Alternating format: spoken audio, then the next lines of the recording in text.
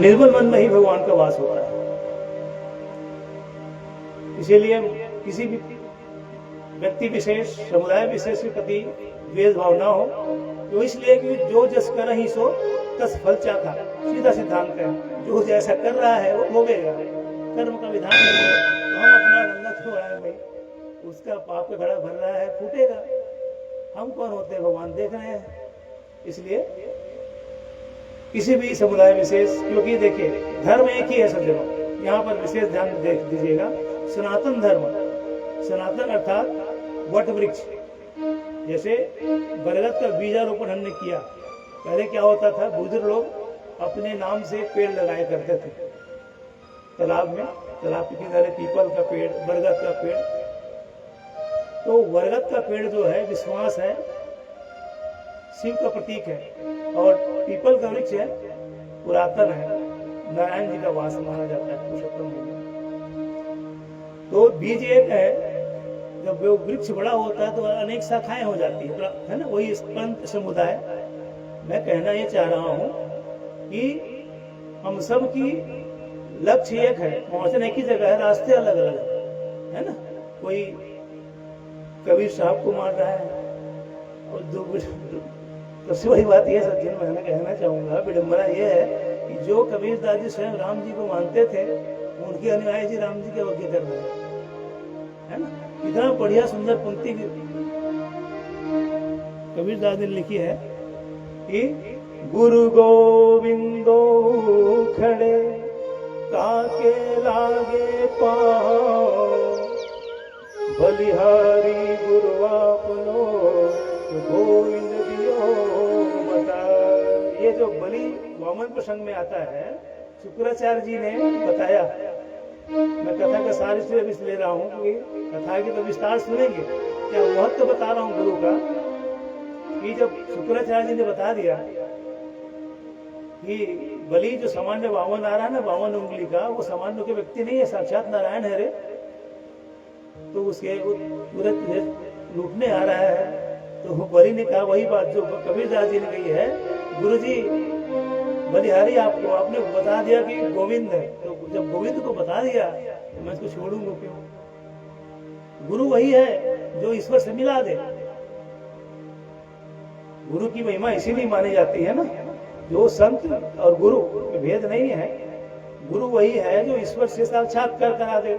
बलि ने वही बात कही, शुक्राचार्य जी गुरुदेव आपने जब बता ही दिया कि वो नारायण है, तो सर्वस्व उनका ही है। आरती में क्या गाते हैं कि तेरा तुझको अर्पण क्या लागे मेरा, यही है। तो दो ही व्यक्ति हुए सज्जनों, एक मीराबाई और एक कबीरदास जी, जिनका शरीर भी नहीं मिला है, साक्षात भगवान के चरणों में उनको स्थान मिला है। तो जब प्रसंग आता है मीराबाई का, तो मीराबाई और तुलसीदास जी समकक्ष थे एक ही समय के। और ये दृष्टांत इसलिए बता रहा हूं कि कोई व्यक्ति यदि भगवान के स्मरण करने में बाधा बने, या कथा सुनने में बाधा बने, पूजा करने में बाधा बने, तो उसको छोड़ देना चाहिए। क्योंकि मीराबाई के प्रसंग में आता है कि घटना घटी, मीराबाई जो है अपनी माँ के साथ मंदिर जा रही थी, और मंदिर जब जा रही थी तो वहां से बारात गुजरी, ढोल लता से बजते हुए। तो मीराबाई छोटी थी, माँ से पूछ बैठी कि मैया ये क्या हो रहा है। तो उसकी माँ ने कहा बेटी ये बारात जा रही है दुल्हन को लाने के लिए, विवाह हो रहा है। तो मीराबाई ने पूछा माँ मेरी भी शादी विवाह होगा क्या। तो हाँ बेटी होगा। तो मेरा पूछ दी, बचपन छोटी तो थी, मेरा पति कौन होगा। अब क्या कहे मैया, बोल दी वो जो मंदिर में जो मोर मुकुटधारी बैठे हैं ना कन्हैया, वही तेरे पति होंगे। अब वो बचपन का संस्कार सज्जन। और उस दिन से मीराबाई जो है कि पद गाने लगी कि मेरा तो गिरधर गोपाल दूसरों न कोई, और जाके सिर मोर मुकुट मेरो पति सोई। अब देखिए पति का मतलब मैंने अभी बताया था कुछ देर पहले, पति का मतलब होता है रक्षक, और हम सबके रक्षक बाकी बिहारी जी ही हैं, है ना। तो अब वो मीराबाई के मन में बात बैठ गई कि मेरे पति वही है। अब अवस्था बढ़ी, आने लगे देखने के लिए प्रस्ताव। तो मीराबाई बोलती क्यों माँ, मेरे पति तो बांके बिहारी जो है मोर मुकुटधारी है, तो ये कौन लोग आते हैं मुझे देखने के लिए।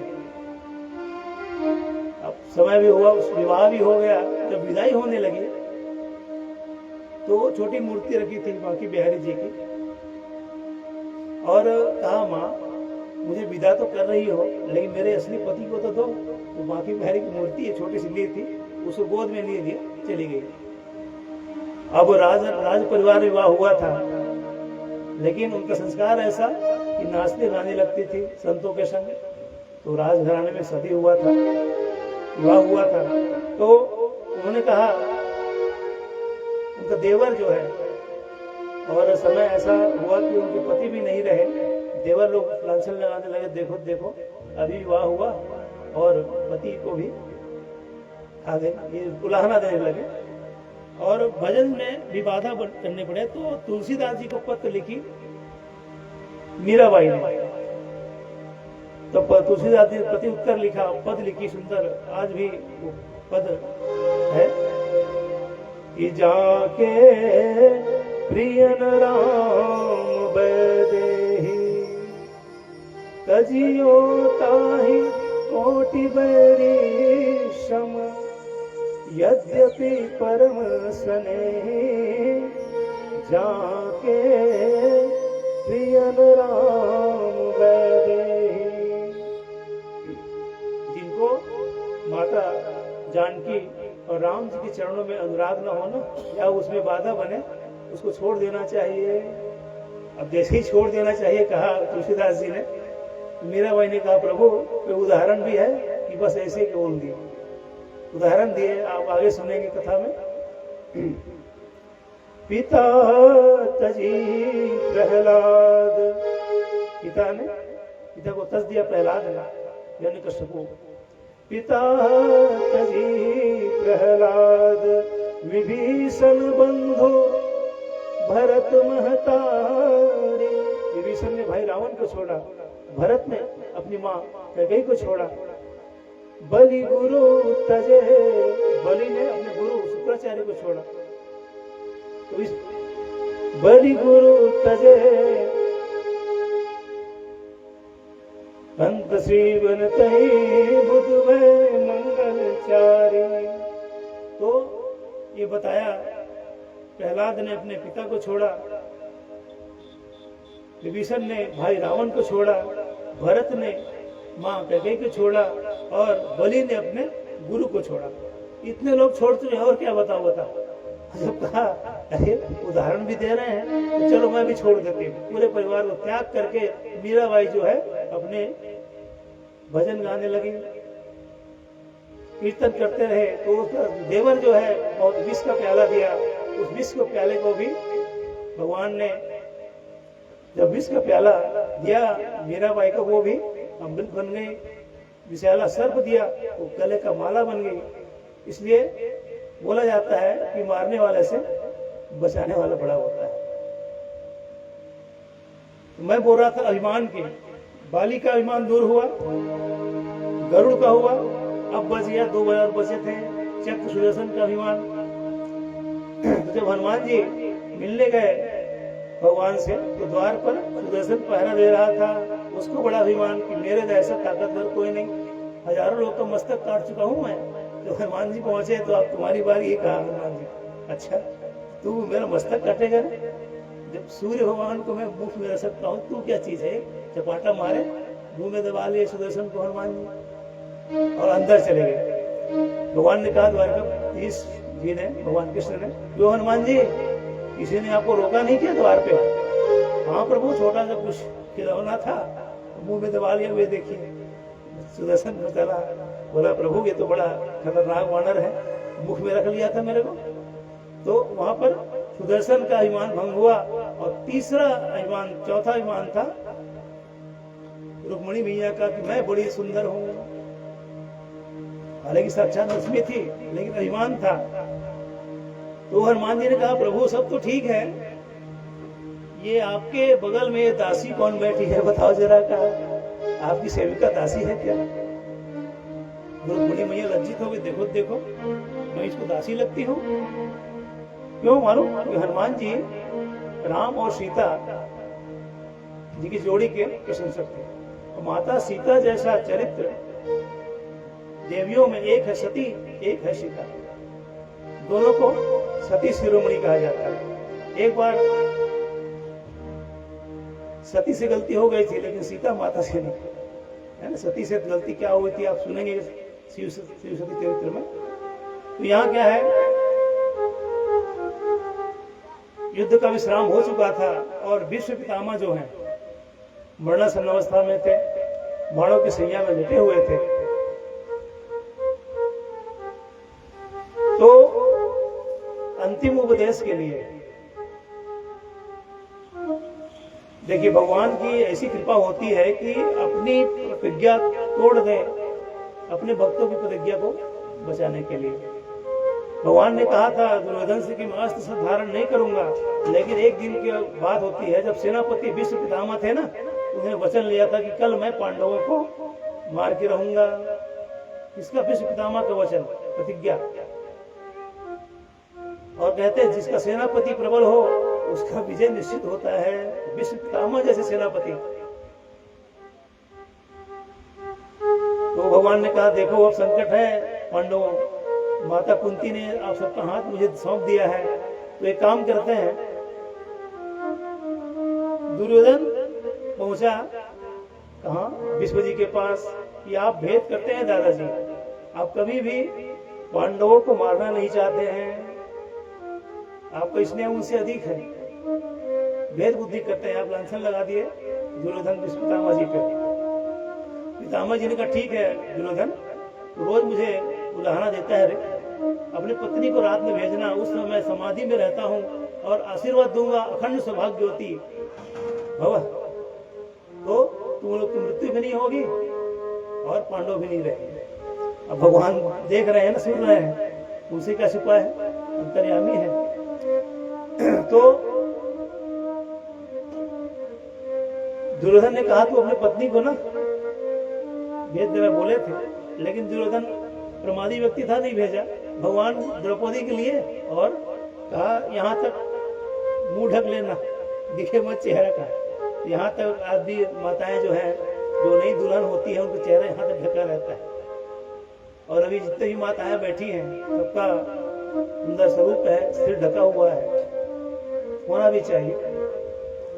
तो यहाँ तक ढक के गई और जैसे इस भीष्म पितामह जी का चरण छुई द्रौपदी, नेत्र बंद था भीष्म पितामह जी का और आशीर्वाद निकल गया, अखंड सौभाग्यवती भव बेटी।